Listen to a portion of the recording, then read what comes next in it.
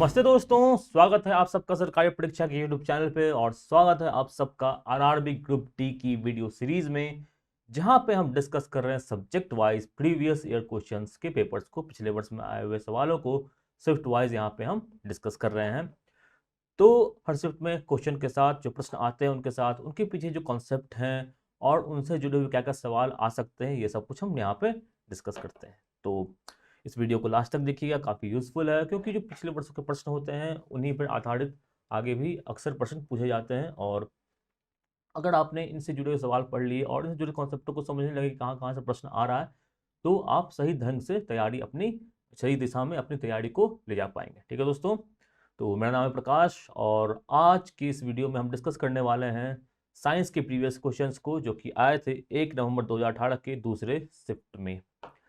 तो जो प्रश्न आए थे साइंस के शिफ्ट में वो थोड़े कठिन थे, मतलब मॉडरेट टू टफ लेवल के सवालों को मैं इनको कहूँगा, क्योंकि कुछ सवाल जो थे उसमें अच्छे कैलकुलेशन थे, कुछ अच्छे कॉन्सेप्ट लग रहे थे, कुछ में साइंस के 11वीं 12वीं के भी कुछ में कॉन्सेप्ट एक दो क्वेश्चन में लग रहे थे। तो जो साइंस का जो बेस्ट तरीका है पढ़ने का, आप एनसीईआरटी को कवर कर लो अच्छे से।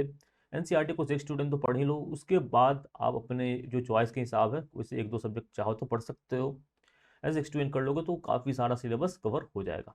और क्या क्या पार्ट इंपॉर्टेंट होता है वो सब आप प्रीवियस ईयर क्वेश्चन के लगातार वीडियोज अगर देख रहे होगे तो आपको समझ जाएगा। अगर आप नहीं देख रहे हो तो प्लीज़ प्रीवियस ईयर के जितने भी जो हमारे वीडियो आ रहे हैं उन सबको आप देखिए। सीरीज वाइज प्लेलिस्ट बनी हुई है, प्लेलिस्ट के अकॉर्डिंग आप जो आरआरबी ग्रुप डी की सारे वीडियोज़ देख सकते हैं।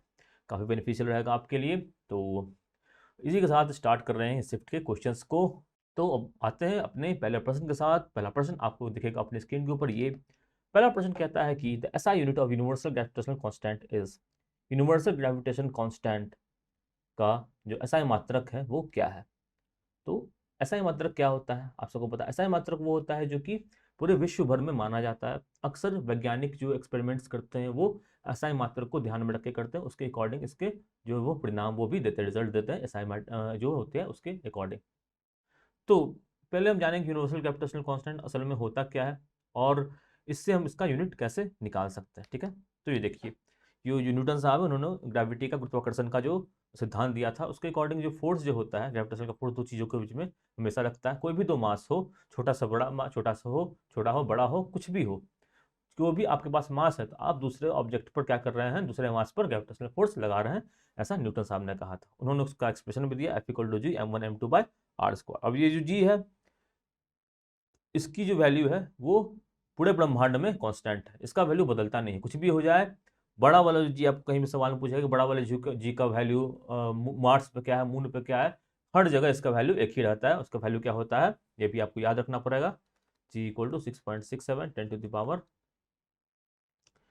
10⁻11, ये इसका वैल्यू होता है। अब उसका यूनिट तो लिखा नहीं मैंने, यूनिट कैसे लिखेंगे, तो इसी फॉर्मूला से यूनिट निकाल के आपको बताऊंगा कि कहीं आप फंस जाओ कभी भी कि इसका यूनिट याद नहीं है तो कैसे याद करेंगे। ठीक है, फॉर्मूला याद रखना चाहिए, ये फॉर्मूला हमको याद है। अब हम जी का यूनिट कैसे निकालेंगे यहाँ देख लो। तो अगर ये दिया हुआ है तो उसको हम क्रॉस मल्टीप्लाई करेंगे तो क्या हो जाएगा, F × r² = G m1 m2। ठीक है, अब m2 को लेकर नीचे तो क्या हो जाएगा यहाँ पे, F r² / m1 m2। ठीक है, इक्वल टू जी, यानी कि जी का जो वैल्यू हो गया ये हो गया। अब इसका यूनिट भी निकालना है, यूनिट इसी के हिसाब से निकाल देंगे। फोर्स का यूनिट क्या होता है, न्यूटन। ठीक है, मीटर का यूनिट क्या होता है, मीटर स्क्वायर। और ये दोनों क्या है, नीचे है, तो हम क्या लिख देंगे, के जी का पावर 1 kg और 2 kg, दो मिला के क्या हो जाएगा, के जी का पावर -2। ठीक है, के जी 2 था नीचे, तो ऐसे के जी और के जी नीचे करके इसको, के जी का स्क्वायर नीचे आ रहा था, इसको ऊपर कर देंगे तो माइनस हो जाएगा। तो न्यूटन मीटर स्क्वायर बाय के जी का पावर -2। ये कौन सा ऑप्शन में दिख रहा है, कहीं पे दिख रहा है, ऑप्शन नंबर डी में दिख रहा है। तो यही हो जाएगा हमारा क्या सही उत्तर। ठीक है, इसको आप याद भी कर सकते हो चाहो तो, जी का वैल्यू अक्सर पूछा जाता है, याद कर लो तो भी ठीक है। और अगर कहीं फंस गए अटक गए तो ये फॉर्मूला तो याद रहेगा, इससे आप निकाल लोगे। ठीक है, बढ़े आगे, आगे बढ़ते हैं अगले सवाल पर। सवाल संख्या 2 कहता है कि in human beings the vibration of dash produces sound. मनुष्यों में जो है कौन सी चीज का जो वाइब्रेशन होता है जिससे ध्वनि प्रकट होती है। अब ध्वनि प्रकट होने के लिए क्या चाहिए, वाइब्रेशन चाहिए। हमने पढ़ा होगा कि जो साउंड का ऑडिबल रेंज होता है वो कहाँ से कहाँ तक होता है, 20 हर्ट्ज से होता है और 20 किलो हर्ट्ज तक होता है। ठीक है, अक्सर आरआरबी के सवाल में भी आया हुआ है, हमने पिछले वीडियोस का डिस्कस भी किया हुआ है। तो इसका क्या मतलब हुआ कि वाइब्रेट जिस रेट से कर रहा है उसकी ये फ्रीक्वेंसी है। तो वाइब्रेशन, आवाज़ निकालने की वाइब्रेशन जरूरी है और 20 हर्ट्ज से ऊपर जरूरी थी। वाइब्रेशन कहाँ प्रोड्यूस हो रहा है, ये सवाल है। हम कहाँ से वाइब्रेशन अपने गले में निकाल रहे हैं, ठीक है। ऑप्शन क्या क्या है, tracheal cords, B vocal cords, C vocal cavity, या डी फार्नेक्स। तो सही उत्तर सर क्या है, option number B vocal cords. Vocal cords जिसे हम लैरिंक्स भी कहते हैं, वहीं से जो है आवाज़ निकलती है। इसके बाद थोड़ा सा जो बताते हैं आपको। तो ह्यूमन बॉडी में क्या होता है, साउंड होता है लैरिंक्स से प्रोड्यूस होता है, वॉइस बॉक्स से। इसको हम कहते हैं स्वर रज्जु हिंदी में, और इसको वोकल कॉर्ड भी कहते हैं। ये कहाँ होता है, जो श्वास की नली होती है विंड पाइप, उसके ऊपर ये मौजूद होता है। यहाँ पे देख रहे हैं, यहाँ पे लैरिंक्स मौजूद है, ठीक है। अब लैरिंक्स के टर्म में भी सवाल बन सकता है, और एक और टर्म जुड़ा हुआ होता है उससे, फार्नेक्स। दोनों अलग अलग है, दोनों में कंफ्यूज नहीं करना है, इसलिए मैंने यहाँ पे फार्नेक्स का बताया कि काम क्या है। फार्नेक्स का काम खाना पचाने को लेकर है, खाना जो मुंह में जाता है उसको लेकर फार्नेक्स का काम है। और लैरिंक्स का काम दोनों अगल बगल में ही रहता है, लेकिन लैरिंक्स का काम क्या है, आवाज निकालना। और फार्नेक्स का काम क्या है, फार्नेक्स का काम क्या है, खाना को अंदर ले जाना, ठीक है। यहाँ पे देख लो, यहाँ फार्नेक्स है, यहाँ पे हमारा वॉइस बॉक्स यहाँ पे करता है, ठीक है। तो ये रहा साउंड कहाँ से प्रोड्यूस होता है उसकी बात। अब पढ़ते हैं आगे, अगले सवाल पर आते हैं। सवाल संख्या 3 कहता है कि a slow chemical change produces in organic compound by reaction of enzymes to give small molecules known as. एक जो रासायनिक अभिक्रिया होती है जिससे कि ऑर्गेनिक कंपाउंड बनते हैं, इस एंजाइम्स यानी कि एंजाइम्स के एक्शन से बनते हैं। एंजाइम्स जो चीज़ होती है जो हमें फूड के पाचन में काम आती है, उनके एक्शन से जो कुछ कुछ छोटे छोटे मॉलिक्यूल बनते हैं, उनका नाम क्या होता है, ये हमारा प्रश्न है। ऑप्शन क्या क्या है, होमोलोगस सीरीज है, बी फर्मेंटेशन है, सी रेक्टिफाइड स्प्लिट है, डी आइसोमर है। तो इसका सही उत्तर हो जाएगा फर्मेंटेशन। फर्मेंटेशन से जो होता है, वो एंजाइम्स होते हैं, वो जो चीज़ें होती हैं उनको ब्रेक डाउन करते हैं, और इसी प्रोसेस को कहते हैं हम फर्मेंटेशन, ठीक है। तो अगर ऑप्शन की बात करें, होमोलोगस सीरीज क्या होता है, तो इसका काम आता है ऑर्गेनिक केमिस्ट्री में। ये एक तरह की विशेष तरह के कंपाउंडों का एक सीरीज होता है, जैसे कि हम कहें कि अल्केन का होमोलोगस सीरीज है, जिसका फार्मूला होता है CnH4n।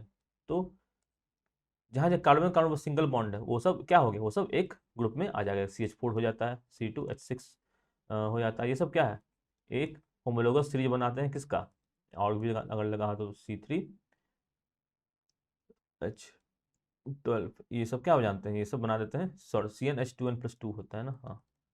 तो CH4 C2H6 हो जाता, ठीक है, C3H8 हो जाता है।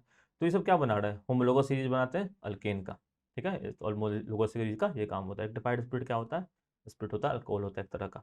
आइसोमर, आइसोमर वो तो चीज होता है जो दो जो केमिकल कंपाउंड होते हैं, वो जो का फॉर्मूला तो सेम होता है, केमिकल फॉर्मूला सेम होता है, लेकिन जो उनका स्ट्रक्चर होता है वो अलग अलग होता है, एक दूसरे से वो अलग अलग तरीके से जुड़े हुए होते हैं, ठीक है। तो ये तीनों शब्द का मतलब आप समझ लीजिए, सवाल किसी भी टर्म से आ सकते हैं। फिलहाल हम बात करेंगे थोड़ा सा फर्मेंटेशन के ऊपर। फर्मेंटेशन क्या होता है कि कुछ सेल बैक्टीरिया किसी चीज़ पे लग जाता है, फंगस लग जाता है, तो क्या होता है, वो धीरे धीरे धीरे धीरे उसको सड़ने लगता है। फर्मेंटेशन, दही कैसे बनाते हैं, दही को बनाते हैं सड़ा के, बोलते हैं दही को, बैक्टीरिया दही को देखिएगा ये लगा के टेलीस्कोप से, सॉरी माइक्रोस्कोप से दही को अगर देखेंगे तो लोग बोलते हैं खाने का मन ही नहीं करेगा, क्या कि इसमें इतना सारा बैक्टीरिया लगा हुआ है, ठीक है। तो फर्मेंटेशन वही प्रोसेस होता है जिसमें जो बड़े बड़े मॉलिक्यूल्स को हम लोग सिंपल मॉलिक्यूल्स में तोड़ने का काम करते हैं। तो आगे बढ़ेंगे अगले सवाल पर। सवाल संख्या 4 कहता है कि this is an element belonging to 16th group of periodic table that is used in the manufacturing of vulcanized rubber. This element reacts with hot and concentrated HNO3 to form sulfuric acid. Which element is this? Option है silicon, oxygen, sulphur, germanium. प्रश्न क्या कह रहा है कि ये जो अपना एलिमेंट है वो 16वें ग्रुप में है periodic टेबल के, और इसका इस्तेमाल होता है वल्कनाइज्ड रबड़ बनाने में। वल्कनाइज्ड रबड़ क्या होता है, जो रबड़ आप देखते होंगे जो पेड़ से निकलता है, उसको सीधा सीधा यूज तो नहीं कर सकते हैं। उस रबड़ को हमको क्या करना पड़ता है, थोड़ा सा प्रोसेस करना पड़ता है, वल्कनाइज करना पड़ता है, थोड़ा सा उसको स्ट्रेंथ देना पड़ता है, थोड़ा सा उसमें लचीलापन और लाना पड़ता है, तब हम उस रबड़ का प्रयोग करते हैं, ठीक है। तो इसी प्रोसेस को करते हैं वल्कनाइजेशन ऑफ रबड़। इसमें जो प्रयुक्त होने वाला सब्सटेंस होता है वो होता है ऑप्शन नंबर सी, सल्फर। जी हाँ, तो सल्फर का भी प्रयोग करके जो वल्कनाइजेशन का रबड़ जो होता है उसका प्राप्त होता है। और सल्फर यहाँ क्यों भी मारा, क्योंकि यही वो एलिमेंट जो 16th ग्रुप में पाया जाता है, ठीक है, 16th ग्रुप में पाया जाता है सल्फर, और इसी का इस्तेमाल होता है वल्कनाइज्ड रबड़ बनाने में। तो एक हिंट, अगर आपको प्रश्न देखोगे, अगर आपको उतना पता नहीं भी चल रहा है कि वल्कनाइज्ड रबड़ का क्या होता है, प्रश्न देख के आप घबरा गए कि ये तो नहीं आता, नहीं तो बनेगा नहीं। अब आप पीरियोडिक टेबल से पढ़ना है, पीरियोडिक टेबल से हर बार सवाल आ रहा है, आपको पढ़ना ही पढ़ना पड़ेगा।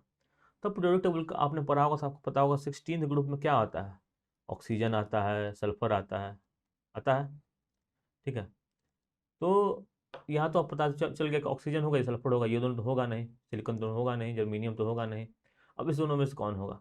तो यहाँ पे देखो एक और आपको हिंट दे दिया, वल्कनाइज्ड रबर के अलावा, this element reacts with hot and concentrated HNO3 to form sulphuric acid. अब सल्फ्यूरिक एसिड बन रहा है, ऑक्सीजन को सिर्फ इसमें मिला देंगे तो कहीं से भी सल्फर आ रहा है? नहीं आ रहा है। सल्फ्यूरिक एसिड बनाने के लिए हमको सल्फर चाहिए, और सल्फर कहाँ से आ रहा है? सल्फर से ही आएगा। तो ऑप्शन नंबर सी सल्फर सही हो जाएगा। तो अगर आपको यही भी याद है कि वल्कनाइज्ड रबर का इस्तेमाल हो रहा है सल्फर बनाने में, बस आपको ये दो इन्फॉर्मेशन पता है, तब भी आप ये सवाल को बना सकते हैं, ठीक है। तो सवाल देख के प्रथम दृष्टया जो होता है उसमें घबराना नहीं है, सवाल देखना है, पढ़ना है, थोड़ा कोशिश करना, थोड़ा ऑप्शन से भी छाटने की कोशिश करना है, और सही उत्तर मार के आगे बढ़ना है, ठीक है। तो यहाँ पे आप देखो ये ही हमारा पीरियोडिक टेबल है, आईयूपीएसी बनाया गया है, ठीक है। आईयूपीएसी ये ऑर्गेनिक कंपाउंडों के नोमेनक्लेचर का भी, मतलब ऑर्गेनिक कंपाउंडों के नाम देने का भी काम करता है। तो इसका आईयूपीएसी से जुड़ा हुआ सवाल भी आ सकता है। ये आईयूपीएसी का पीरियोडिक टेबल है। अब यहाँ पे देखो ये सब है, ग्रुप बना हुआ है, ठीक है, और ये सब जो है पीरियड बना हुआ है। क्या है इधर? ऐसे करके पीरियड रहता है, और ऐसे करके ग्रुप रहता है पीरियोडिक टेबल में। तो पता होना चाहिए आपको। पीरियोडिक टेबल हम पिछले 3 वीडियो से डिस्कस कर ही रहे हैं। और अब देखो यहाँ पे 16वें ग्रुप की बात की जा रही है, तो यहाँ पे देखो ऑक्सीजन है, सल्फर है, तो 16वें ग्रुप में सल्फर सही उत्तर हो जाएगा इसका, ठीक है। आगे बढ़ेंगे। सवाल संख्या 5 से कहता है कि plant in dash groups are commonly called algae, bryophyta, pteridophyte, gymnosperm, methylophyta. पिछले वीडियो में भी ये सवाल आया था, और इसका सही उत्तर ऑप्शन नंबर डी, थाइलोफाइटा। ये सब क्या है? ये प्लांट किंगडम है। जो प्लांट का जो किंगडम होता है, प्लांट को हम बांट दिए, क्लासिफाई कर दिए, क्योंकि इससे क्या होगा, हमको पढ़ाई करने में, प्लांट की पढ़ाई करने में आसानी होगा। अब जैसे कि यहाँ पे बॉक्स रखा हुआ है, हमारे पास बहुत सारा हिस्ट्री का बुक है, बहुत सारा ज्योग्राफी का बुक है, बहुत सारा फिजिक्स केमिस्ट्री का बुक है। तो हम क्या कर देंगे, फिजिक्स किताब को एक साथ रख देंगे, केमिस्ट्री किताब को एक साथ रख देंगे, बायोलॉजी को एक साथ रख देंगे। अब यहाँ पे हम फिर आइडेंटिफाई कर सकते हैं कि इसमें जैसे कि हिस्ट्री का ही सेक्शन है, तो हिस्ट्री वाले में मॉडर्न हिस्ट्री कौन कौन किताब है, ठीक है, एंशियंट हिस्ट्री कौन कौन किताब है। तो इस तरह से हम क्लासीफाई करते हैं चीज़ों को। इससे क्या होता है, पढ़ने में समझने में आसानी होती है। तो इसीलिए प्लांट, जो बहुत सारे प्लांट का प्रजाति मिलता है, एनिमल का प्रजातियाँ मिलती है, तो इसको क्या करना है, इसको हमको अगर बांटना होता है, कि सही से पढ़ना होता है, तो क्या करते हैं, ग्रुप में बांट देते हैं। अब उनके बीच देखते हैं सिमिलैरिटी क्या क्या है, क्या क्या दोनों में समानताएं हैं, क्या क्या असमानताएं हैं, उस हिसाब से उनकी पढ़ाई करते हैं, है कि नहीं।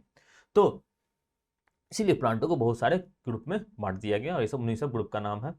और जो अलगी होता है ना, वो बहुत बेसिक सा प्लांट होता है। इसमें मतलब कुछ नहीं होता है, ना जड़ होता है, ना पेड़ होता है, बस एक छोटा सा सब्सटेंस होता है, छोटा सा एक जीव होता है, जो कि आप देखते हो तालाब में पाए, तालाब में काई लग जाता है, तो वहाँ अलगी आपको दिखता होगा कि बहुत सारे जो हरा हरा तालाब में आपको दिखता होगा अक्सर, तो वही अलगी होता है।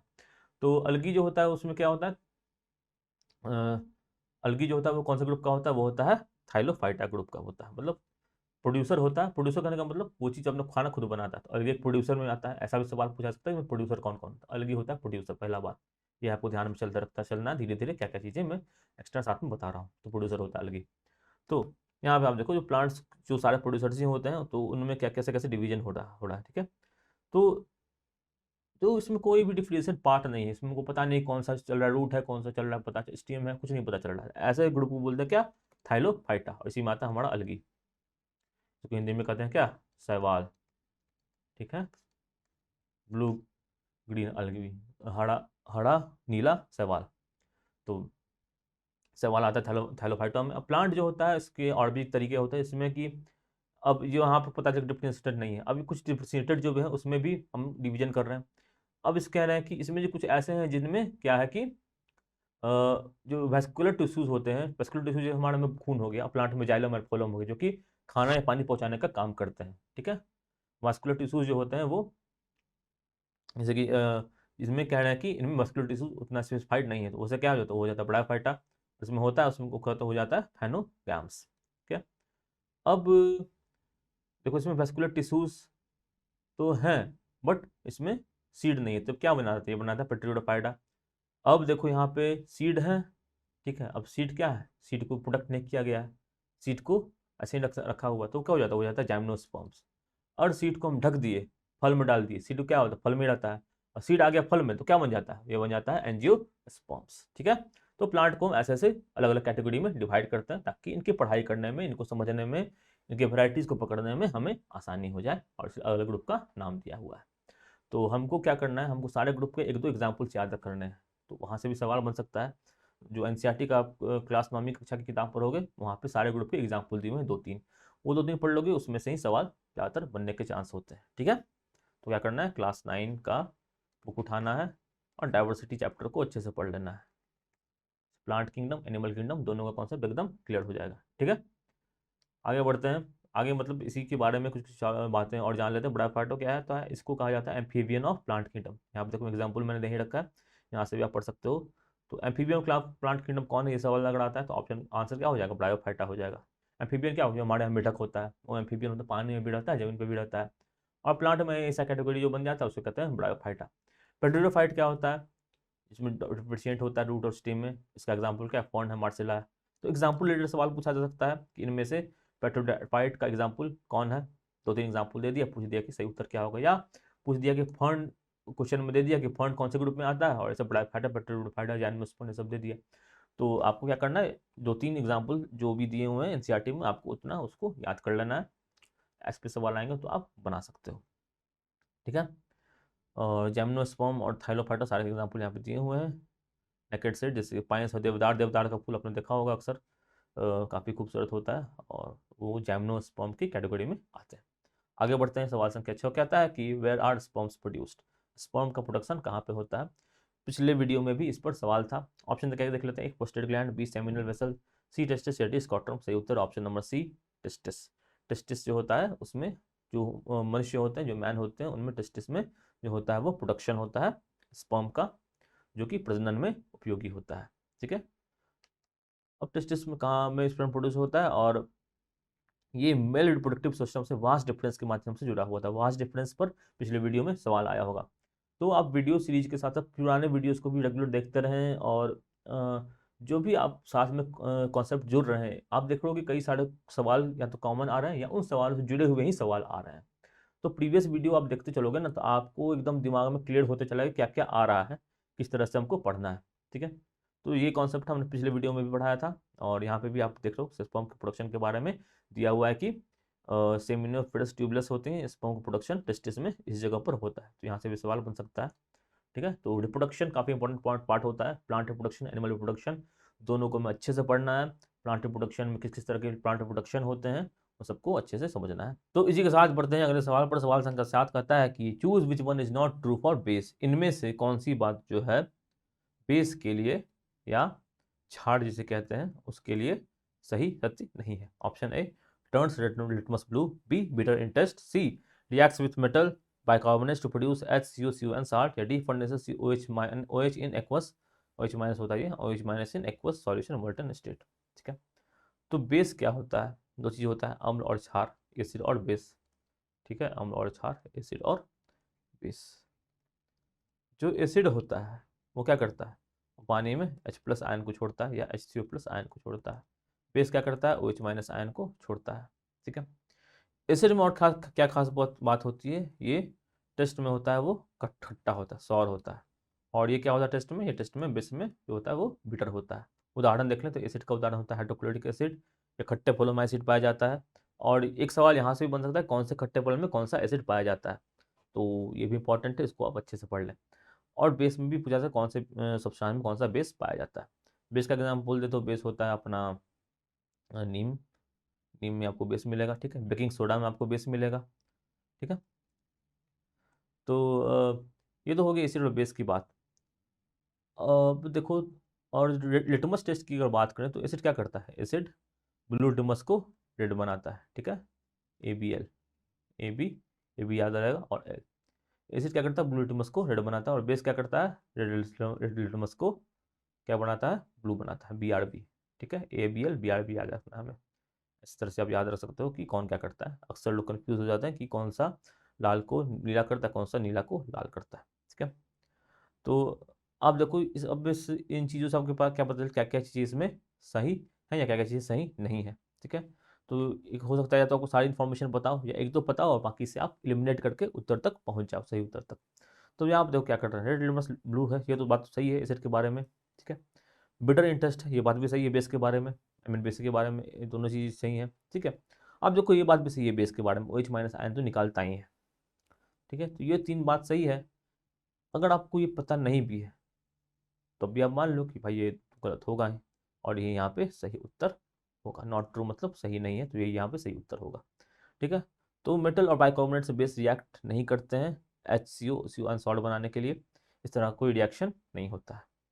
एसिड्स के साथ बाइकार्बोनेट्स का रिएक्शन होता है, बेसिस के साथ इस तरह के रिएक्शन नहीं देखने को मिलते हैं। तो ये जो ऑप्शन हो जाएगा वो हो जाएगा गलत, मतलब नॉट ट्रू, और इसीलिए इस प्रश्न का कुछ इसके साथ का सही उत्तर हो जाएगा, ठीक है। तो या तो आपको तो सारी चीज़ें पता होगी, कुछ चीज़ें पता होगी, तो आप एलिमिनेशन मेथड यूज करके सही उत्तर तक पहुंच सकते हैं, ठीक है। इसी के साथ बढ़ते हैं अगले सवाल पर। सवाल संख्या 8 कहता है कि the speed of wave in medium is 600 metre per second. If 600 waves are passing through a point in the medium in 1 minute, the wavelength is. एक वेव है, एक तरंग है, जिसकी गति है कितनी, 600 metre per second. If 600 wave जो है वो पास हो रहे हैं एक मिनट में, तो वेवलेंथ कितना होगा ये हमें निकालना है, ठीक है। तो क्या हुआ, क्या दिया हुआ है, गति दी हुई है, और हमें दिया हुआ है कि 600 वेव पास कर रहा है 1 मिनट में, और कुछ नहीं दिया हुआ है। कैसे निकालेंगे वेवलेंथ, जानते हैं थोड़ा सा। तो वेवलेंथ क्या होता है, एक वेव है, एक तरंग है, इसके दो जो क्रेस्ट हैं या दो जो ट्रॉ हैं, इनके बीच की जो लेंथ है वही वेवलेंथ हो जाता है, और बीच में जो समय अंतराल लगा है वही टाइम पीरियड हो जाता है।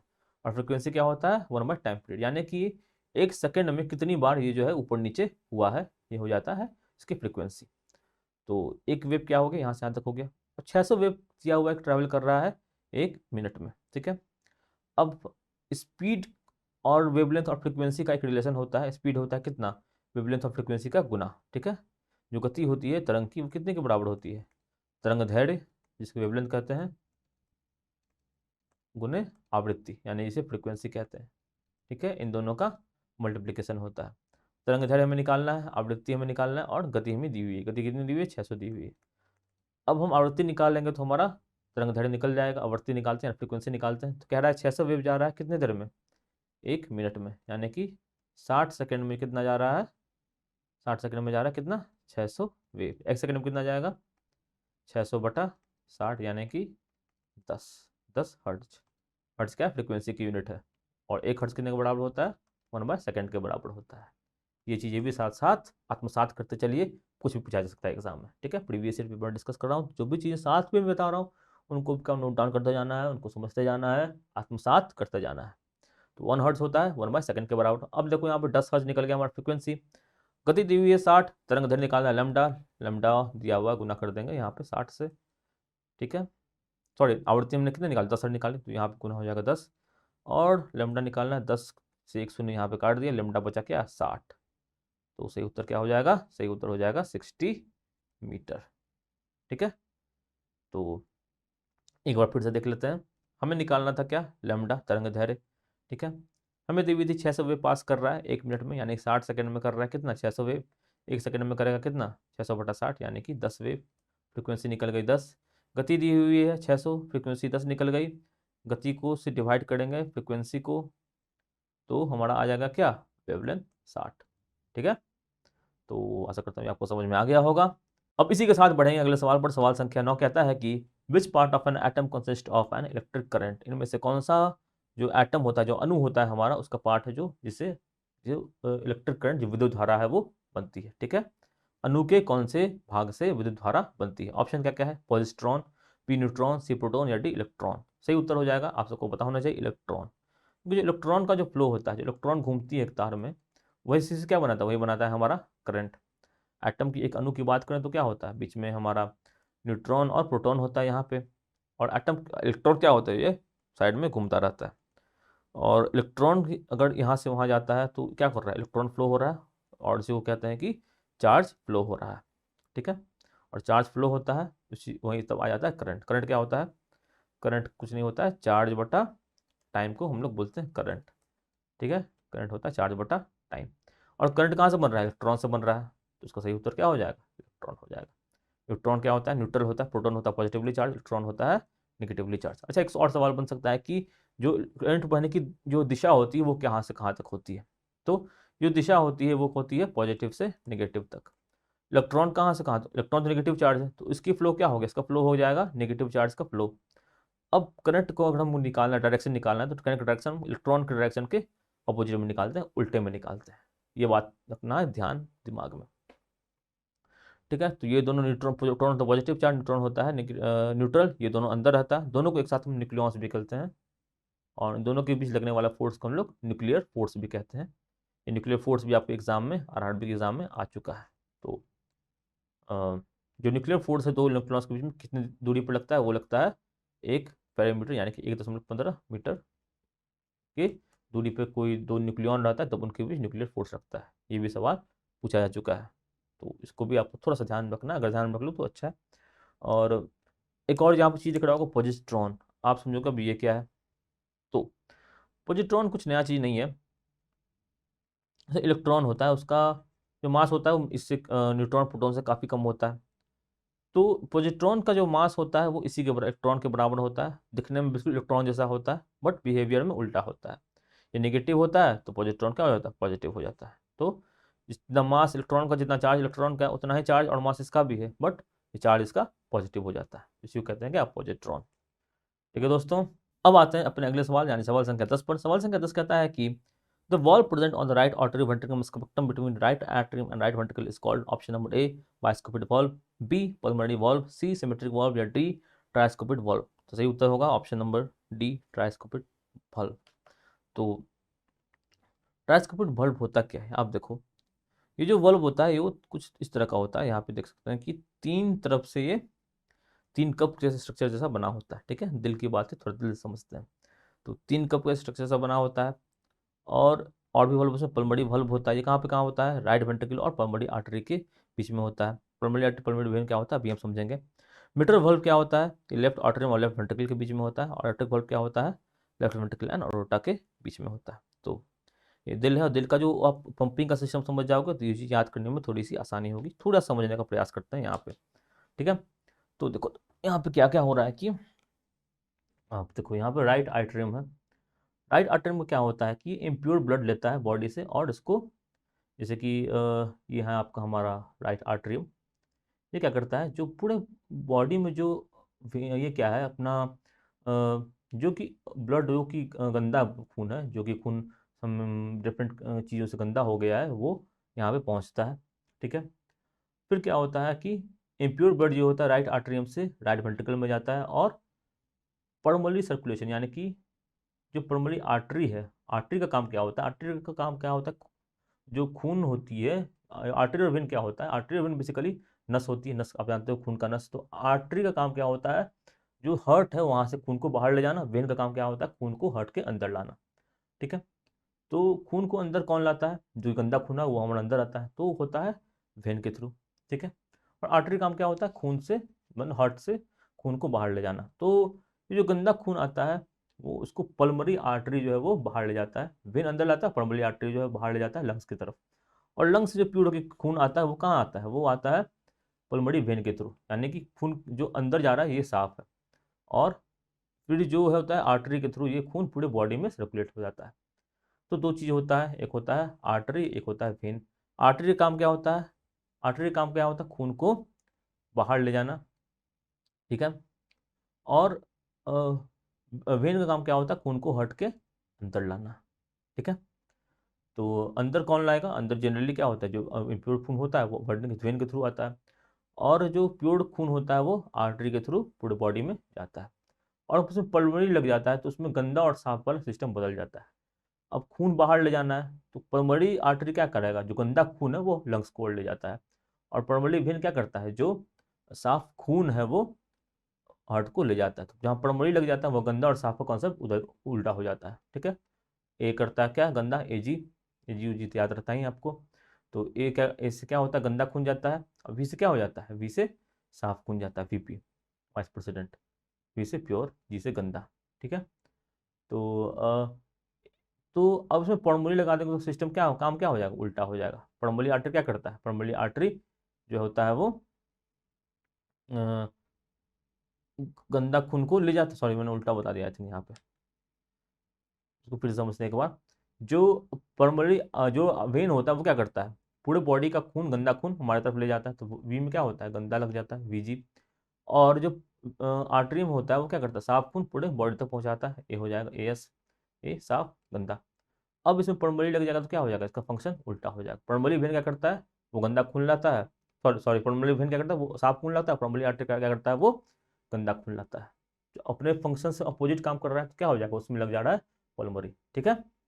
और जो 4 चैम्बर होते हैं हार्ट के, वो हमको याद रखना, right atrium, right ventricle, left atrium, left ventricle, ठीक है। तो हार्ट के बारे में अच्छे से पढ़ लेना है, हार्ट को अच्छे से समझ लेना है। जो वेन होता है, जो आर्टरी होता है, इन सबका फंक्शन क्या होता है, जो कैपिलरीज होते हैं उनका फंक्शन क्या होता है, इनको अच्छे से डिटेल में पढ़ लेना है, ठीक है। यहाँ मैंने शॉर्ट में बताने का प्रयास किया है, और बट इसको आपको डिटेल में पढ़ोगे तो आपको एक एक चीज़ अच्छे से क्लियर हो जाएगी। तब इसी के साथ बढ़ते हैं आगे, यानी कि सवाल संख्या 11 पे। 11वां सवाल कहता है कि what is the angle of projection for which the range of maximum height of become equal.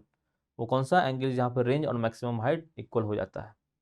सवाल देख के बच्चे घबरा सकते हैं, ठीक है। घबराने वाली बात यह है कि इसको सवाल का लेवल ऐसे टफ माना जाएगा, बट अगर आपको प्रोजेक्टाइल मोशन की जानकारी है तो आप सवाल बना पाओगे। प्रोजेक्टाइल मोशन क्या होता है, कोई भी वस्तु इसको मैं एक एंगल बना के फेंक रहे हैं, इस व्यू स्पीड से इसी एंगल पर फेंक रहे हैं, तो क्या चीज़ होता है। एक बॉल को हम ऐसे फेंक रहे हैं, घुमा के ऐसे फेंक दिया बॉल को, तो क्या होगा, एक बॉल तो ऐसे जाएगा, मतलब जो ट्रैजेक्टरी है वो बॉल का जाने का। बॉल कैसे कैसे जा रहा है, एक तो ऊपर की ओर भी जा रहा है, ठीक है। देख लो यहाँ पे बॉल ऐसे जा रहा है, तो बॉल तो ऊपर की ओर जा रहा है, और बॉल इस दिशा में भी बढ़ रहा है। तो कुछ ये हाइट भी कवर कर रहा है, और कुछ ये हॉरिजॉन्टल डिस्टेंस भी कवर कर रहा है, ठीक है। प्रोजेक्टाइल मोशन आप पढ़ोगे तो पता चलेगा, हाइट का फॉर्मूला होता है, पता चलेगा हाइट का फॉर्मूला होता है u square sign theta by 2g, और जो रेंज होता है उसका फॉर्मूला होता है u square sine 2 theta by g, ठीक है।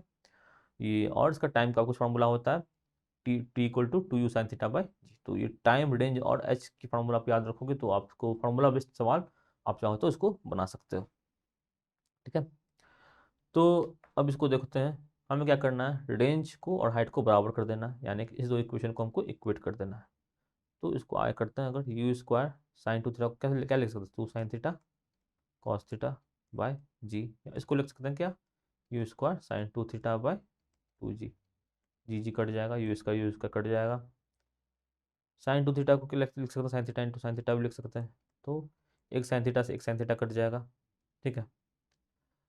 अब क्या बच गया हमारे पास, 2 cos theta equal to sine theta by 2, ठीक है।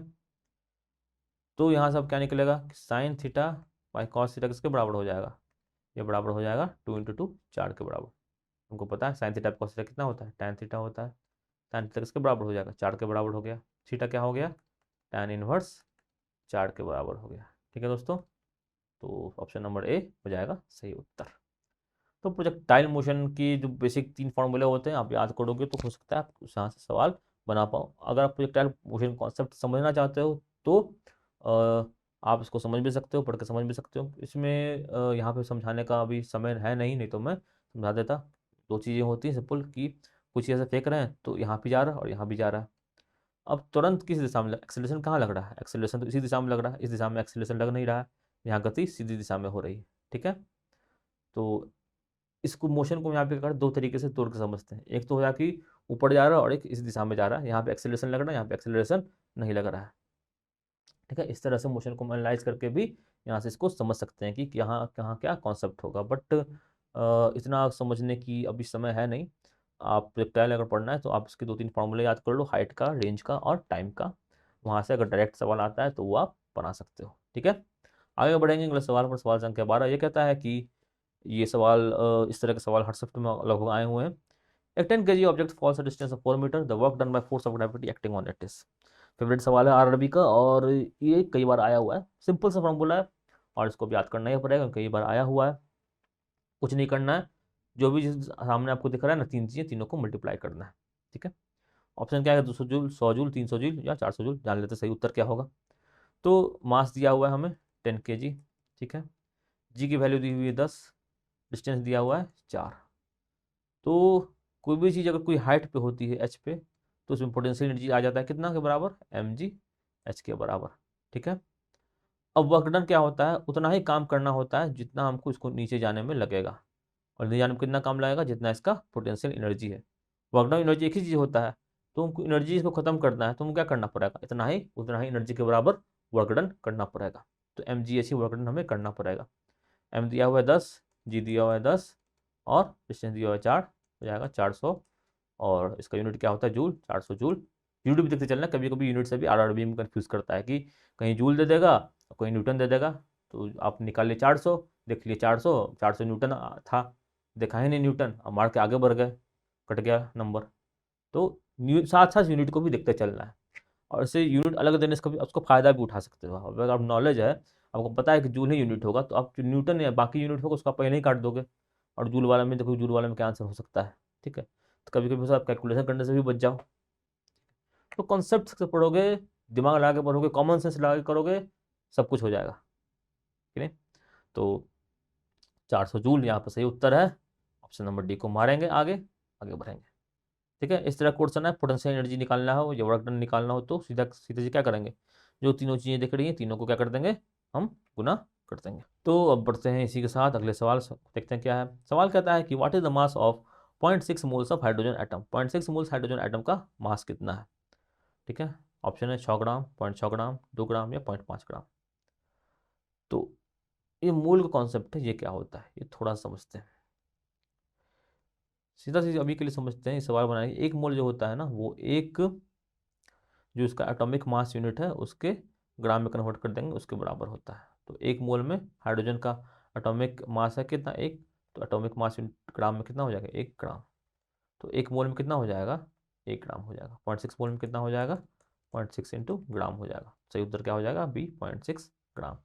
थोड़ा सा मूल कॉन्सेप्ट को समझ लेते हैं, यहाँ से आपको इस सवाल समझने में और आसानी होगा। एवोगाड्रोस नंबर कितना होता है, 6.23 इंटू 10⁻³ इसका मतलब ये हुआ कि एक मोल ऑफ एलिमेंट में अगर कोई एलिमेंट है उसके एक मोल में कितना होगा, इतना एटम प्रेजेंट होगा। और एक मोल ऑफ कंपाउंड दिया हुआ है डायटोमिक, यानी कि O2 गैस दे दिया या कोई और कंपाउंड ही दे दिया, CO2 गैस दे दिया, ठीक है, H2O दे दिया, तो ये सब क्या 2-3 एटम से बना हुआ है। अगर हम कहें एक मोल ऑफ कंपाउंड है तो कहना क्या मतलब हुआ कि उसमें इतना मॉलिक्यूल है। ठीक है, एक मोल ऑफ वाटर कहेंगे, इसका क्या मतलब हुआ कि उसमें H2O जो है वो इतना नंबर का है, इतना नंबर H2O प्रेजेंट है एक एक मोल ऑफ हाइड्रोजन, एक मोल ऑफ वाटर में। ठीक है, तो एक मोल का मतलब अर्थ यही हुआ, 1 mole substance is equal to 1 atomic mass unit of compound element which unit change as gram. Atomic mass unit में यूनिट आता है, उसको सीधा सीधी एटॉमिक मास यूनिट को हटा के कर देना है ग्राम, तो वही हो जाता है कितना, 1 मोल ऑफ सब्सटेंस। ठीक है, फॉर एग्जाम्पल हमारे पास है CO2 गैस, सब कुछ करो, तो कार्बन का मास कितना होता है 12, ऑक्सीजन कितना होता है एक एटम का 16, तो हो जाएगा 32, 32 बार कितना हो गया 44। तो 44 एटॉमिक मास यूनिट इसका मास यूनिट हो गया, और 44 को हम कर दें मास यूनिट को हटा कर दिए ग्राम, तो 44 ग्राम कितना हो गया, एक CO2 का गैस का मोल आ गया। ठीक है दोस्तों, तो इस तरह से हम मोल को निकालते हैं।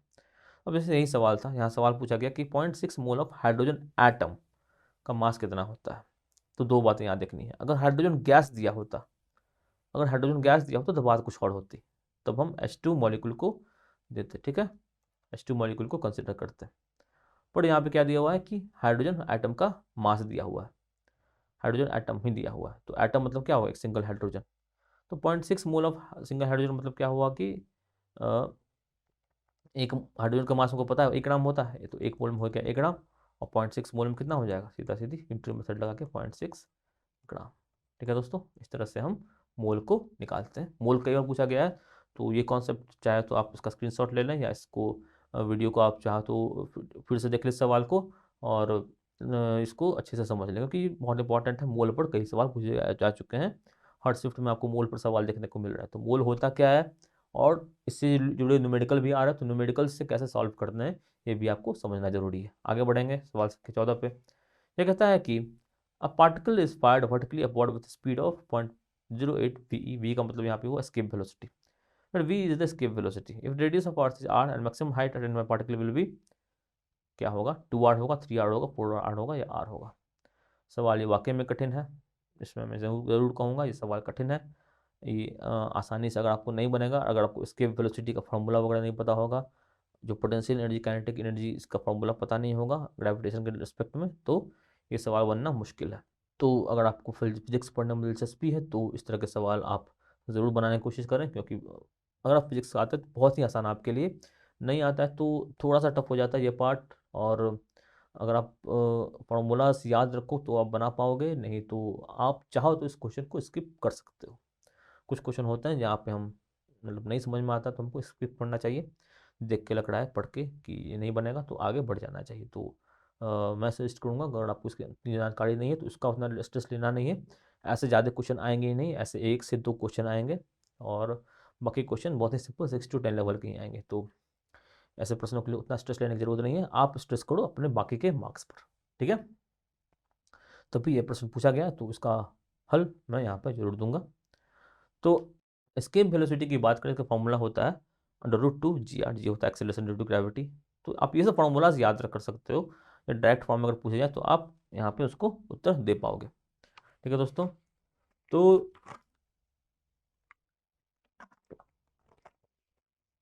V इक्वल हो गया √2 GR इक्वल √2 GM/R। ये क्या हो जाता है, एनर्जी कुल कितनी होती है, mechanical energy potential energy plus kinetic energy के बराबर होती है। पोटेंशियल एनर्जी ग्रेविटेशन के टर्म में किसी भी चीज़ की होती है -GMM/R। एम होता है अर्थ का मास, एम होता है जो बॉडी उसका मास, आर होता है रेडियस ऑफ अर्थ, ठीक है। तो कुल एनर्जी कितनी हो जाएगी -GMM/R प्लस ½ mv² ठीक है। आर यहाँ पे हो जितनी हाइट पर वो वस्तु मौजूद है, ठीक है।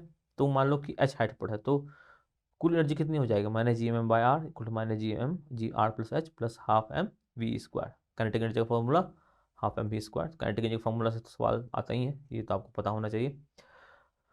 तो स्पीड की दी हुई कितनी √2 इसको हमने सॉल्व किया आगे, ठीक है। स्क्वायर को हटाया, m को हटाया, इसको भी हटाया, ठीक है। फिर अगर हम यहाँ पे आते हैं तो कुछ इस तरह का हमारा इक्वेशन बनता है -GMM/R equal to -GMM/R plus h plus ½ 1/2 का होल स्क्वायर। स्क्वायर को हटाएंगे तो प्रॉपर इसमें आ जाएगा ये, तो -R प्लस h, हमें यही h की वैल्यू निकालनी कितनी ऊपर पर है, ठीक है। तो फिर इसको सॉल्व किया हमने, और इक्वेशन सॉल्व करने का जो बेसिक तरीका होता है एक तरह के वेरिएबल एक साथ ले आना, एक साथ ले आया हमने कैलकुलेट करने पे हमारा क्या है 0.2R equal to 1/R plus h। इसको आगे सॉल्व किया 0.2R plus 0.20h equal to R। 0.2h कितने के बराबर आ जाएगा 0.8 R के बराबर आ जाएगा, और h कितने के बराबर आ जाएगा, ये आ जाएगा 4 के बराबर, ठीक है दोस्तों। तो कुछ इस तरह से हम इस तरह के सवालों को हल करते हैं, और काफ़ी लंबा चौड़ा इसका सॉल्यूशन भी दिख रहा होगा, तो चाहो तो आप इसको स्किप कर सकते हो, बट इसको आपको क्या करना है अच्छे से अगर आप दिलचस्पी दिखाते हैं तो आपको जरूर पता होना चाहिए। इसके मैंने कॉन्सेप्ट बताया था कि कुछ 50 सवाल होते हैं वो सब कॉमन होते हैं, सबको आते रहते हैं, बट कुछ सवाल ऐसे होते हैं जहाँ पे स्पेशलाइजेशन की ज़रूरत होती है। तो आपकी पर्टिकुलर सब्जेक्ट में स्पेशलाइजेशन है तो आप उन सवालों को बना सकते हो। तो आप अगर कोई सब्जेक्ट पढ़ रहे हो आपने अच्छे से पढ़ा हुआ है तो, और उससे अधिक सवाल आ रहे हैं तो वहाँ भी आप स्कोर करके ले जा सकते हो। तो आपको फिजिक्स पढ़ा तो थोड़ा सा और अच्छे से फिजिक्स पढ़ लो, और ऐसे सवालों को बनाना सीख जाओगे तो आपके पास एक्स्ट्रा मार्क्स आ जाएंगे आपको बाकियों के ऊपर। बाकी जैसे कि ये कॉमन स्टूडेंट्स को बनाना ये क्वेश्चन थोड़ा सा टफ हो सकता है, बट अगर आपने पढ़ा हुआ है ये चीज़ तो आपको क्या हो जाएगा, एक प्रेफरेंस मिल जाएगा। आप एक हाथ 19-20 में थोड़ा से 20 हो सकते हैं ऐसे सवालों के केस में, ठीक है। ये मतलब हर व्यक्ति हर बच्चे के लिए आसानी से फिजिक्स वाले के लिए कोई हिस्ट्री का ही एक बहुत ही कठिन सा सवाल आ गया, अगर आपने हिस्ट्री पढ़ा है आपको वो आता है तो वो क्या हो जाएगा, वो आपके लिए बेहतर हो जाएगा, वो आपके लिए प्रेफरेंस हो जाएगा। तो जो आपका सब्जेक्ट है आप मैं चाहूँगा आप उसको अच्छे से पढ़ लें। ओके, आगे बढ़ेंगे अगले सवाल पर। तो यहाँ पे उत्तर हमने क्या निकाल लिया था, यहाँ पे उत्तर हमने निकाल लिया था h इक्वल टू 4R के बराबर, यानी कि 4R के बराबर होना चाहिए था उत्तर, ठीक है दोस्तों। अब आगे बढ़ेंगे अगले सवाल पर। सवाल संख्या 15 ये कहता है कि ए component of given size that offers load resistances, option A पूर्ण कंडक्टर, बी रेसिस्टर, सी इंसुलेटर, या डी गुड कंडक्टर। एक कंपोनेंट है जो कि उसका रेसिस्टेंस जो है, जो करंट के कारण जो रेसिस्टेंस होता है वो काफ़ी कम है, ठीक है। तो उसको क्या कहेंगे, या तो पूर्ण कंडक्टर कहेंगे, कुचालक कहेंगे, रेसिस्टर कहेंगे, इंसुलेटर कहेंगे, या अच्छा कुछ सुचालक कहेंगे। सही उत्तर है सुचालक कहेंगे, गुड कंडक्टर कहेंगे, ठीक है। गुड कंडक्टर में क्या होता है कि लोड रेजिस्टेंस काफ़ी कम होता है। जैसे कॉपर को काफ़ी अच्छा कंडक्टर माना जाता है, सिल्वर को काफ़ी अच्छा कंडक्टर माना जाता है। सबसे अच्छा कंडक्टर को सवाल पूछे तो ऑप्शन आ जाएगा सिल्वर। सिल्वर जो होता है सबसे अच्छा कंडक्टर होता है इलेक्ट्रिसिटी का। और उसके बाद बात आती है कॉपर की। कॉपर भी एक अच्छा कंडक्टर होता है इलेक्ट्रिसिटी का, ठीक है। और इस सवाल से जुड़े अगर और सवालों की बात करें तो एक एक सब्सटेंस होता है जिसे कहते हैं सुपर कंडक्टर, ठीक है। सुपर कंडक्टर क्या होता है कि इसमें जो रेजिस्टेंस होता है वो लगभग शून्य के बराबर होता है, ठीक है। रेसिस्टेंस की बात हुई, रेसिस्टेंस का यूनिट देख लेते हैं। रेसिस्टेंस का यूनिट होता है कितना, ओ।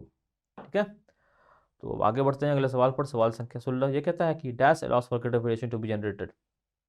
फलाने तरीके के रिप्रोडक्शन प्रक्रिया से जो वेरिएशन होती है वो अधिक होती है। मतलब कि वेरिएशन करने का अर्थ ये हो गया कि कुछ जीव एक तरह से दिखते हैं, ठीक है, अगर आपस में इनका प्रजनन होता है, बट अगर एक दूसरे ग्रुप से कोई आ गया, इनके साथ प्रजनन हो गया, तो क्या हो जाएगा, इसमें व्यक्ति में जो भी जो बाई प्रोडक्ट होगा उसमें दोनों तरह के लोगों के गुण होंगे। ठीक है, जैसे कि हम होते हैं, हमारे अंदर हमारे माता के पिता के दोनों के गुण होते हैं, तो हमारा क्या हो जाता है, एक तरह का दोनों के गुणों का मिश्रण हो जाता है। ठीक है, तो ऐसा मिश्रण किस में आ पाता है, ऐसा मिश्रण आ पाता है सेक्सुअल रिप्रोडक्शन के ही केस में। ठीक है, asexual reproduction, vegetative reproduction, sexual reproduction, tissue option है, सही उत्तर हो जाएगा सेक्सुअल रिप्रोडक्शन। इसी में क्या होता है, ज़्यादा वेरिएशन पैदा हो सकता है। ठीक है, तो सिंपल से कॉन्सेप्ट आपसे चीज़ समझ सकते हैं। असेक्सुअल रिप्रोडक्शन क्या होता है, जिसमें जो गैमेट्स होती हैं उनका फ्यूजन नहीं होता है, मेल गैमेट फीमेल गैमेट का फ्यूजन नहीं होता है। वेजिटेटिव प्रोपगेशन भी क्या है, एसेक्सुअल रिप्रोडक्शन का एक टाइप है। टिश्यू कल्चर भी इसी का एक टाइप है। ठीक है, आगे बढ़ेंगे, अगले सवाल पर आते हैं। सवाल संख्या 17 ये कहता है कि D block elements are also known as, D block elements को और क्या कहते हैं। Option number A transition element, B zero group element, C noble class D alkaline earth metal group. सही उत्तर है option number A transition element. तो जो डी ब्लॉक है उन्हें हम कहते हैं ट्रांजिशन एलिमेंट। यहाँ से यहाँ तक जो एलिमेंट है वो सारे होते हैं क्या, ट्रांजिशन एलिमेंट्स। ठीक है, तो ये ट्रांजिशन एलिमेंट्स हो गए और इसको डी ब्लॉक एलिमेंट्स भी इन्हें कहा जाता है।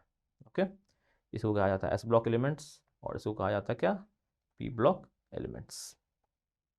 ठीक है दोस्तों, तो और यहाँ पे आप देख रहे हो इसको कहते हैं एफ ब्लॉक एलिमेंट्स, नीचे में जो दिख रहा है। ठीक है, वो अल्कली अर्थ मेटल किसे कहते हैं, इन्हें कहते हैं अल्कलाइन अर्थ मेटल किसे कहते हैं, इन्हें कहते हैं जो ग्रुप 1 में आते हैं उन्हें कहते हैं अल्कली अर्थ मेटल्स, या उन्हें कहते हैं अल्कली मेटल्स, सॉरी, इन्हें कहते हैं अल्कली मेटल्स, इन्हें कहते हैं अल्कली अर्थ मेटल्स। ठीक है, आगे बढ़ते हैं अगले सवाल पर। सवाल संख्या 18 ये कहता है कि how can one state of matter be changed into another. एक स्टेट ऑफ मैटर दूसरे स्टेट ऑफ मैटर में कैसे बदल सकता है।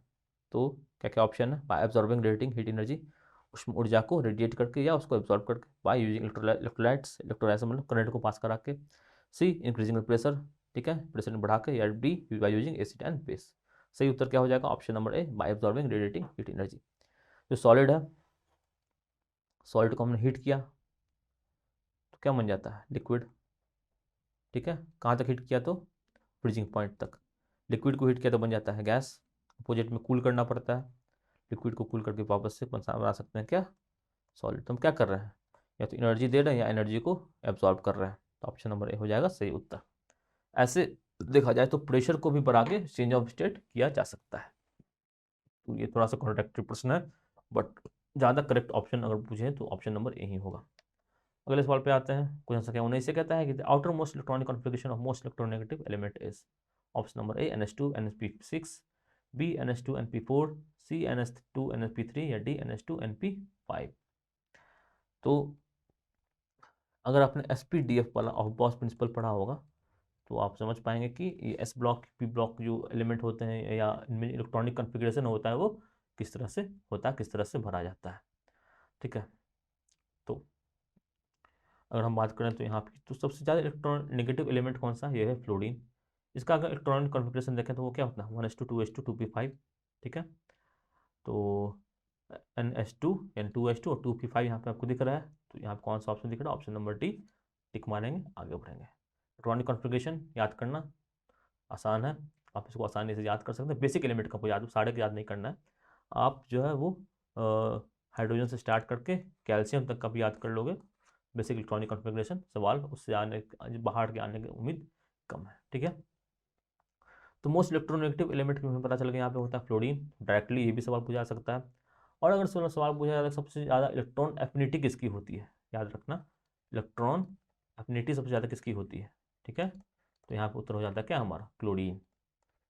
ठीक है, तो ये याद रखना, ये पूछा क्योंकि RRB कुछ भी पूछ रहा है साइंस से, तो ये भी पूछ सकता है कि इलेक्ट्रॉन एफिनिटी इसकी ज़्यादा होती है क्लोरीन की या फ्लोरीन की। ठीक है, दूसरा सवाल एटॉमिक रेडियस से भी हमने देखा है कि पीरियोडिक टेबल को तो अच्छे से पढ़ना है। पीरियोडिक टेबल जो ट्रेंड होता है कैसे हमारे एटॉमिक के साइज जो है बढ़ रहे हैं घट रहे हैं, तो उसको उस ट्रेंड को अच्छे से पढ़ के समझना है।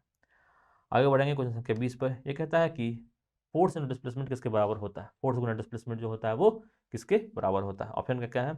ए वर्क, बी एनर्जी, सी प्रेशर या डी थ्रस्ट। तो अभी अभी हमने पढ़ा वर्क डन किसके बराबर होता है? फोर्स इंटू डिस्प्लेसमेंट के बराबर होता है। वर्क दिख रहा है ऑप्शन में, ए मारेंगे, आगे बढ़ेंगे। एनर्जी भी दिख रहा है, एनर्जी के बराबर, लेकिन यहाँ पे होगा नहीं, बाय डेफिनेशन ये वर्क के बराबर होगा। आगे बढ़ते हैं अगले सवाल पर। सवाल संख्या 21 ये कहता है कि dice is an agent that moves on turns to move और स्टॉप और turns to stop a body. वो कौन सा एजेंट है जिसके कारण कोई भी जो वस्तु घूम रही है वो रुक जाएगी या रुकती हुई वस्तु जो है वो चलने लगेगी? ठीक है, क्या हो सकता है? ऑप्शन क्या क्या है? वाट, वर्क, फोर्स या जूल। सही उत्तर होगा ऑप्शन नंबर सी, फोर्स। क्योंकि बल किसी चीज़ पर लगाएंगे तो ही क्या होगा, वो चीज़ अपनी अवस्था से बदलाव लाएगी। गति के 3 नियम हैं और ये जो नियम है ये पहले नियम के अनुसार है। गति के नियम हमने डिस्कस किया हुआ है पिछले के वीडियो में, वहाँ पे आप देख सकते हैं कि जो गति के नियम है वो क्या क्या है और इनर्शिया का नियम क्या है। इनर्शिया के नियम के अकॉर्डिंग भी है। लॉ ऑफ इनर्शिया किसे कहते हैं? फर्स्ट लॉ कहते हैं। उसी के अकॉर्डिंग ये कहता है कि कोई भी चीज़ को हमें चेंज करना है, घुमाना है, बढ़ाना है, उसके लिए लगेगा हमें बल। ठीक है, फोर्स से सही उत्तर। वाट क्या है? वाट पावर का यूनिट है। ठीक है, वर्क अभी हमने डिस्कस किया और जूल क्या है? एनर्जी का यूनिट है। ठीक है, आगे बढ़ेंगे। सवाल संख्या 22 कहता है कि the dash speed of A car eight an instant can be determined by it's speedometer. ठीक है, ऑप्शन नंबर है स्पॉन्टेनियस, बी इंस्टेंटेनियस, सी मैक्सिमम या डी नेचुरल। इंस्टेंट से बन गया इंस्टेंटेनियस, भी ही हो जाएगा उसका सही उत्तर। सबका अगर मतलब यहाँ पे जानने तो क्या होगा? स्पॉन्टेनियस का मतलब क्या होता है कि तुरंत, अभी तुरंत जो कुछ करना। स्पॉन्टेनिटी कहते हैं कि अभी ये बच्चा बहुत स्पॉन्टेनियस मतलब तुरंत रिएक्ट करता है किसी चीज़ को लेकर, तो यहाँ से उतना सेंस बना नहीं रहा है। इंस्टेंटेनियस का मतलब होता है उस वक्त पर क्या है। दो चीज़ें होती है, एक इंस्टेंटेनियस, एक होता है एवरेज। ठीक है, दोनों का मतलब क्या होता है ये समझते हैं। सपोज कोई गाड़ी जा रही है ए से बी की ओर। ठीक है, अब यहाँ से निकला रूम से, रोड साफ रोड था, अच्छी गति में चली, यहाँ पे आके लग गया जाम, तो गति क्या हो गई? स्लो हो गई। जाम छोड़ा, फिर गति तेज हो गई, तो क्या हो गया? अगर हम कहेंगे कि यहाँ पे गति कितनी थी, तो यहाँ पे गति फास्ट थी, यानी कि इंस्टेंट पे, इस इंस्टेंट पे अगर हम अपना कार का मीटर चेक करें, स्पीडोमीटर से कहते हैं, वो कितना था, वो कुछ वो शो करेगा कि यहाँ पे गति कितनी थी। ठीक है, यहाँ पे निकालोगे तो यहाँ पे गति कितनी थी वो निकाल देगा, यहाँ पे निकालो, यहाँ पे थोड़ी कम थी तो वो निकाल देगा। ठीक है, मान लो यहाँ पे 50 थी, यहाँ पे 20 हो गई, यहाँ पे स्पीडोमीटर 50 दिखा रहा है, यहाँ पे 20 दिखा रहा है, यहाँ पे 50 दिखा रहा है।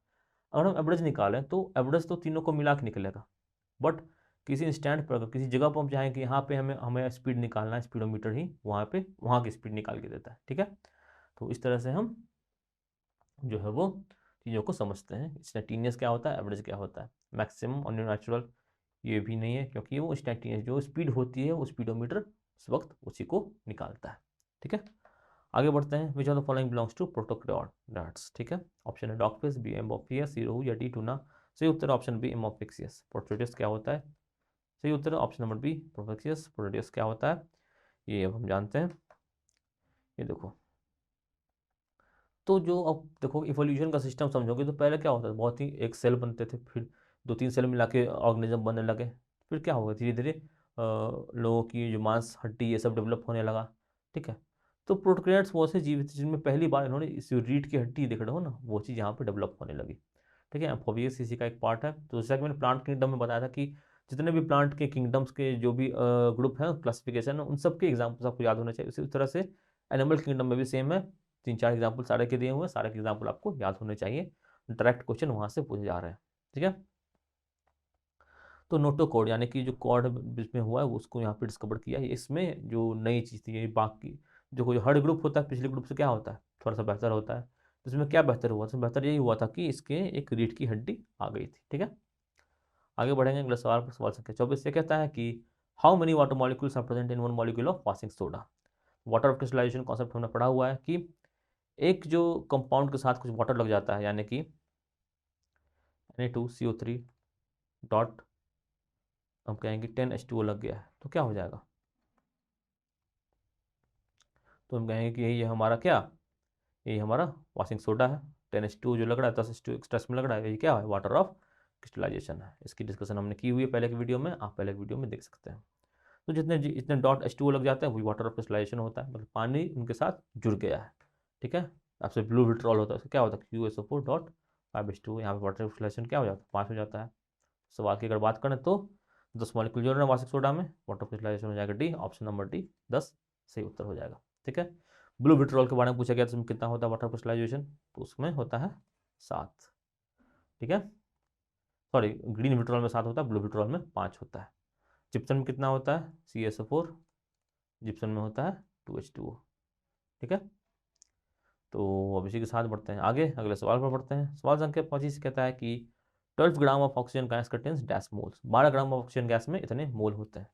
तो आप पहले पिछला वाला क्वेश्चन याद करो, उसमें वहाँ पे हाइड्रोजन एटम था, यहाँ पे बात कर रहे हैं गैस की। ऑक्सीजन गैस की जहाँ पर बात आती है तो आ जाता है O2 यानी एक पूरा गैस। ठीक है, तो यहाँ पे हम O2 गैस की मोलिकुलर मास को पकड़ेंगे। O2 गैस का मोलिकुलर मास कितना होता है, एक ऑक्सीजन का होता है 16, 2 ऑक्सीजन का होता है 32 ग्राम होता है। ठीक है, तो एक मोल में कितना हो जाता है 32 ग्राम, यानी 32 ग्राम हो जाता है कितना, एक मोल। तो यहाँ पूछ रहे 12 ग्राम में, तो 12 ग्राम कितना हो जाएगा 1/32 गुने 12। ठीक है, इसको सॉल्व करेंगे तो 2 से कटेगा 16, 2 से कटेगा कितना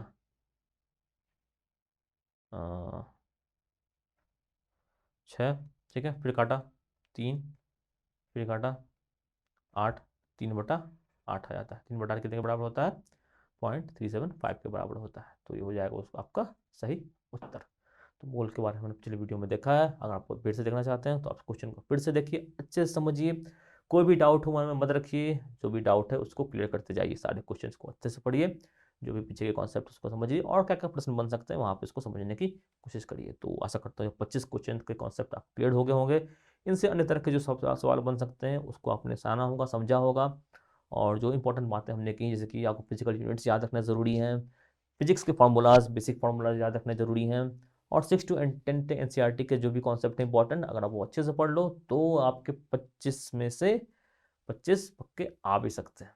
ठीक है, एक दो सवाल अगर +2 का आ गया और स्पेशलाइजेशन है तो वो बना लोगे, नहीं आया तो भी कोई दिक्कत नहीं है। आप NCERT 6 to 10 तक अच्छे से पढ़ लो, कंठस्थ कर लो, आपके काफ़ी अच्छे मार्क्स आएंगे साइंस में। ठीक है, तो अभी वक्त है, आप चाहो तो भी पढ़ सकते हो, ग्रुप डी की एग्ज़ाम आने में थोड़ा सा वक्त है, आप चाहो तो पढ़ सकते हो अच्छे से। तो NCERT बुक को पढ़ो, वीडियो सीरीज को फॉलो करो, मैथ्स के वीडियोस आ रहे हैं, रीजनिंग के वीडियोस आ रहे हैं, काफ़ी एफर्ट लग रहा है इसमें, तो आपको क्या करना है, आप ही बच्चे भी काफ़ी एफर्ट लगा रहे हो, काफ़ी मेहनत कर रहे हो पढ़ाई लिखाई पे, तो आपको क्या करना है, इन वीडियोज़ को ज़्यादा से ज़्यादा दोस्तों तक पहुँचाना, ज़्यादातर लोगों तक शेयर करना है, क्योंकि जो नॉलेज है वो बांटने से बढ़ता है। जितने लोगों तक पहुंचेगा उतनी अच्छी डिस्कशंस होंगी, उतनी अच्छी कॉन्सेप्ट्स, उतनी अच्छी चीज़ें बाहर आएंगी, उतनी जो और क्या क्या बच्चे चाहते हैं, क्या क्या पढ़ना चाहते हैं, क्या क्या चीज़ इंपॉर्टेंट है वो आपको पता चलेगी, और वो सब पे जो वीडियोज़ है या भी कंटेंट है वो आपको प्रोवाइड की जाएंगी। साथ ही साथ ग्रुप डी की प्रिपरेशन करो तो मॉक टेस्ट लगाना बहुत ज़रूरी है, तो मॉक टेस्ट अवेलेबल हैं सरकारी परीक्षा के वेबसाइट पे, अनलिमिटेड मॉक है, जितने चाहो उतने मॉक लगाओ और सिलेक्शन को पक्का करो। ठीक है दोस्तों, तो जल्द मिलेंगे अगले वीडियो में, तब तक के लिए have a nice day, thank you, और खुश रहिए, सुरक्षित रहिए, पढ़ाई लिखाई करते रहिए और ग्रुप डी को निकालिए। धन्यवाद।